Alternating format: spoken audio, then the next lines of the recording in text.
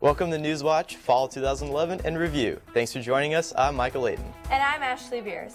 During the show, we'll take a look at the top stories from the fall semester. We'll also talk to reporters behind the best feature stories on ISUtv this semester. This special edition of Newswatch starts now.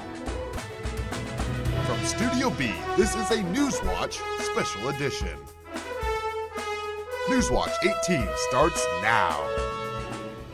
Thanks for tuning into the Newswatch special, Fall 2011 in Review. We begin the show with some of the top stories from the past 3 months at Iowa State.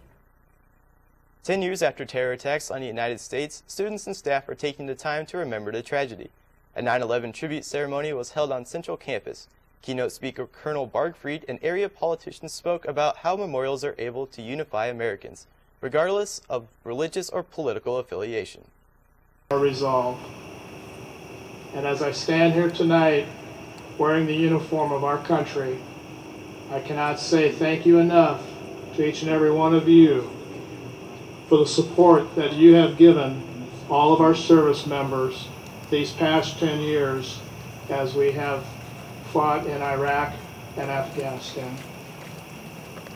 In closing, God bless each and every one of you. God bless your families. And God bless the United States of America. Thank you.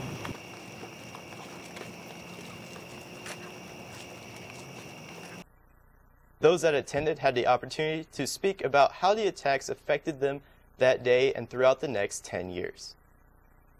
After a lengthy interview process at Iowa State University, Steven Leath was announced as the new president. Today I'm happy to announce that we have found this leader with the selection of Dr. Steven Leath, who will serve as the 15th president of Iowa State University. I'm excited to be your new president, and I promise to work tirelessly to become the citizen and servant you all expect me to be. Leath will take office as the 15th Iowa State president on February 1st, 2012. Joe Free has been president at Iowa State since July 1st, 2001. State Gym has had ongoing renovations since 2009 and will finally be open for business in the spring.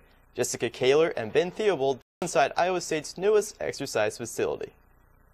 For the majority of students on campus, State Gym remains a mystery, as it has been off limits and under construction since 2009. It was kind of a combination renovation. We had some work done at Lead as well, put in some air conditioning systems and some other components. The exterior part of State Gym got a little bit of a facelift. New mortar was put in, a new roof, new windows, and then obviously inside of State Gym got pretty much gutted completely. And then we have the expansion itself, where we added about 94,000 square feet worth of space onto the existing State Gym. Iowa State students can expect their activity fees to increase spring of 2012 to be able to accommodate for the new facility. Basically, the renovation, the expansion is basically being paid for through majority through student fees. Obviously, the student fees are being raised to meet the expanded needs of this construction project plus our expansion. The fees were set to go in place this past summer, the main bulk of the fees, but due to the construction delay, we've postponed the main fee being implemented until this upcoming spring. The long-term goal of rec services is that Lead and State will mirror each other and that students can work out on their respective sides of campus. We're making sure that Lead continues to stay up to date and modernize as well. We're looking at putting in brand new equipment in there, if not in late spring, into next fall. So basically, opportunities will be available on both sides of campus. For ISUtv, with Ben Theobald and Jesse Kaler, I'm Johnny Gendrich. Once again, State Gym is expected to open at the beginning of the spring semester. One of Iowa State University's faculty members earned one of the highest honors in the world. Andrew Schneider has more. Iowa State University is known around the country as among the best in scientific research, and Dan Shechtman has earned a Nobel Prize in chemistry for his discovery of quasicrystals. It was actually quite a revolutionary discovery at the time, and has had consequences since. Because what it's really forced us to do is to think again about how we characterize order in solids. Chemistry professor Pat Thiel says Shechtman's discovery has had a great impact on the scientific community and how they view solid materials. It's like going to a movie and putting on 3D glasses, whereas you've always looked at the movies with 2D glasses before. It just gives you a new dimension for seeing things. After Shechtman's discovery, he faced brushback from the scientific community. In particular, I gather that there was a pushback even from his colleagues at the very early stages of his discovery. Both Goldman and Thiel are excited for Dan and the university for the Nobel Prize achievement. That's always tough to say. That's always tough to say. I'm just thrilled to death that Dan finally has his recognition.